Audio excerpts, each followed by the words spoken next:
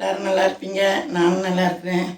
அப்புறம் வந்து உங்களுக்காக நான் ஆசீர்வாதத்துக்காக ப்ரேயர் பண்ணிக்கிறேன். அப்புறம் வந்து இன்றைக்கி என்னென்னா சிறுகிழங்குல ஒரு பொரியல், ஓகேங்களா? பொரியல்னு சொல்லுவாங்களா அது மாதிரி. அது வந்து சிறுகிழங்கு இப்போ வந்து நல்லா சீசன், இந்த 2 மாதத்துக்கு தான் சிறுகிழங்கு சீசன். வாங்கி அதை உரித்து தோல் உரித்து இந்த பாருங்கள் இப்படி அவிய வச்சுருக்கேன். நல்லா அவிஞ்சிச்சு, கட் பண்ணி பாருங்கள் இந்த மாதிரி அவிச்சு எடுத்துக்கிட்டேன். உப்பு போட்டு அவிச்சு எடுத்துக்கிட்டேன். அவிக்கிறது வந்து தெரிஞ்சவங்களுக்கு தெரியும், தெரியாதவங்களாம் இருப்பாங்கள்ல, சின்ன பிள்ளைங்கள்லாம் பொண்ணுங்கள்லாம் புதுசாக கல்யாணம் பண்ணி அதுக்கெல்லாம் அவிக்கணுன்னா இந்த சிறுகிழங்கை நறுக்கி போட்டு அதுக்கு மேலே இவ்வளோ தண்ணி நிற்கிற மாதிரி வச்சிங்கன்னா கரெக்டாக வெந்துடும். நீங்கள் பிறகு சிமிழில் போட்டு அடி பிடிச்சிடாமல் எடுத்துக்கோங்க, இந்த பக்கத்துக்கு வந்துடும். நான் வந்து குக்கரில் சில பேர் வைப்பாங்க, நான் அந்த மாதிரி இதெல்லாம் குக்கரில் வைக்க மாட்டேன் பார்த்துக்கோங்க. அதில் உப்பு போட்டு அவிச்சு தான் எடுத்து வச்சுக்கிடுவேன். அதுதான் ஒரு மனம், சரிங்களா? அப்படி எடுத்து நறுக்கி வச்சுருக்கேன். அதுக்கு தேவையான பொருள் பார்த்திங்கன்னா தேங்காய் வந்து இப்போ ஒரு 3 துண்டு காட்டணுங்கிறதுக்காக நறுக்குனா தெரியாதுன்னு எடுத்து வச்சேன்.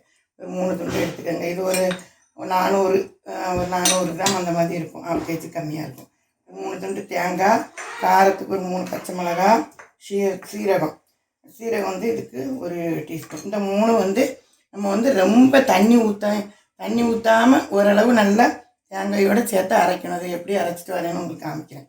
அதுக்கப்புறம் ஆயில் எடுத்துருக்கேன் தாளிக்க, கடுகு, அப்புறம் வந்து வெங்காயம், கருவேப்பிலை. இதுக்கு வந்து நம்ம எதுவுமே போடலை பார்த்திங்களா, நல்லா தாளிச்சத்துக்கு நல்லா ஒரு பெரிய வெங்காயம் வெட்டி வச்சுக்கோங்க. இதுதான் அதோடு சேர்ந்து நல்லாயிருக்கும். கொஞ்சம் மஞ்சத்தூள், அப்புறம் தேவைக்கு நம்ம உப்பு போட்டுக்கிடும். உப்பு போட்டு அவிச்சிட்டேன். அதுக்கு பிறகு நம்ம இந்த மசாலாலாம் போட்ட பிறகு பத்தலைன்னா போட்டுக்கலாம், சரிங்களா?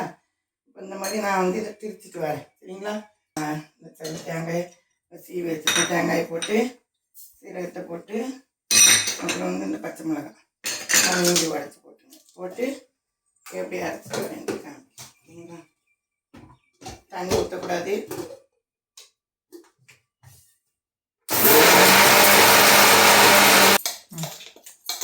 இந்த மாதிரி அரைச்சிக்கணும், ஓகேங்களா?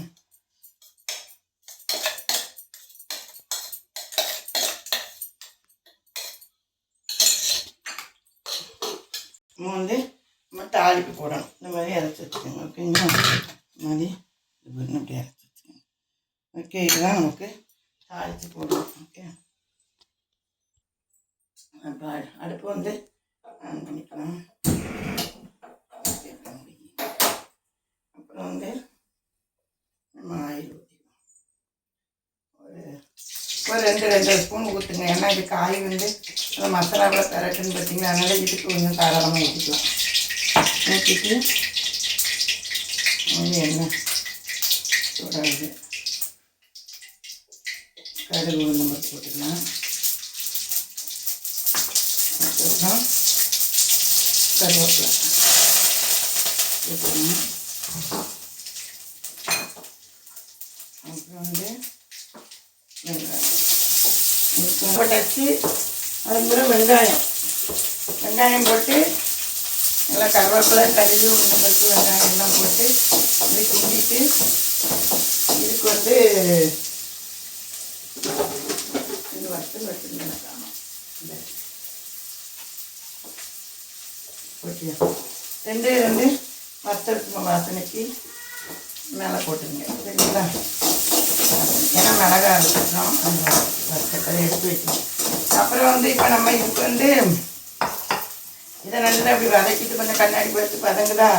இதில் வந்து இந்த தடவை தேங்காய், சீரகம், பச்சை மிளகாய் அரைச்சிருக்கோம். இது நமக்கு வெள்ளையாக லைட்டாக மஞ்சள் போட்டு இருக்கும். இன்னொன்று நீங்கள் ஒரு நாள் என்ன பண்ணுங்கள், ஒரு 3 வரமிளகா வத்தல், தேங்காய், சீரகம் அது மாதிரி வத்தல் வச்சு அரைச்சிங்கன்னா அது இன்னொரு வேறு மாதிரி இருக்கும். அந்த மாதிரி இதே 2 முறையாக நீங்கள் ஒரு நாள் மிளகா போட்டு பண்ணுங்கள், ஒரு நாள் வந்து வத்தப்பொடி மிளகாய் முழு வத்தல் போட்டு பண்ணுங்கள், நல்லாயிருக்கும். அப்புறம் வந்து இது நம்மளுக்கு மண்ணில் விளையிறது தான், இருந்தாலும் உருளைக்கிழங்கு கிழங்குலாம் வாய்வு.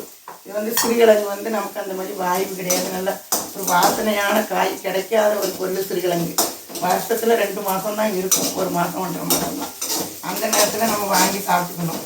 இதிலே வந்து ஒரு புளிக்குழம்பு இருக்குது, எங்கள் ஊரில் புளிக்குழம்பு ஒன்று வைப்போம் சிறுகிழங்கு போட்டு. அது எப்படி வைக்கணும்னு நான் உங்களுக்கு ஒரு வீடியோ போடுறேன். இன்றைக்கி பொரியல் பண்ணியிருக்கேன். ஓகே, இப்போ நம்மளுக்கு இந்த மாதிரி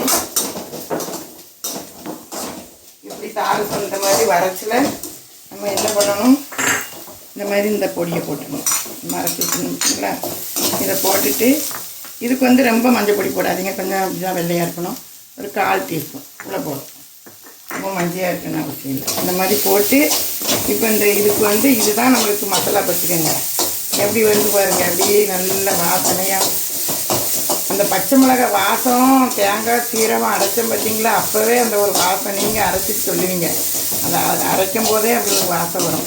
நம்ம எதையுமே வந்து இப்படி எண்ணெய் ஊற்றி அதில் வந்து நல்லா இப்படி சட்டியில் வந்து இந்த மாதிரி நம்ம நல்லா இப்படி தேங்காய் இதுக்கெல்லாம் மசாலாவை வந்து இந்த மாதிரி பண்ணி எடுத்துகிட்டு இப்படி பொரியல்கள்லாம் பண்ணோன்னு வச்சுக்கோங்களேன், பச்சை வாடையே இருக்காது. நம்ம கூட கூட்டு திங்கிறதுக்குள்ள கூட வந்து சாப்பிடும்.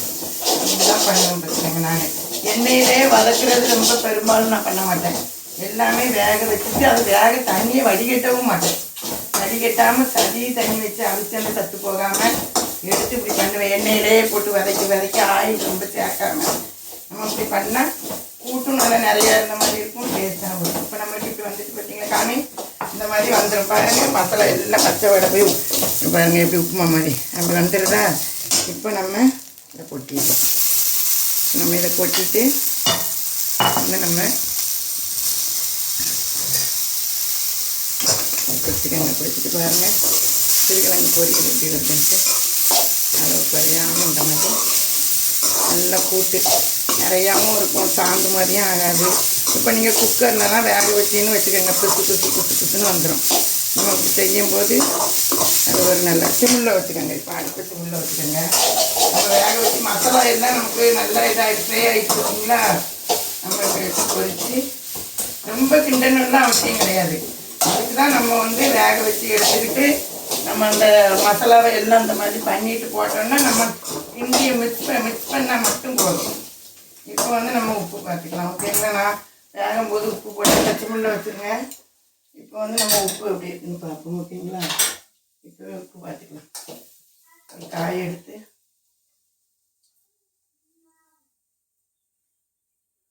சுடுது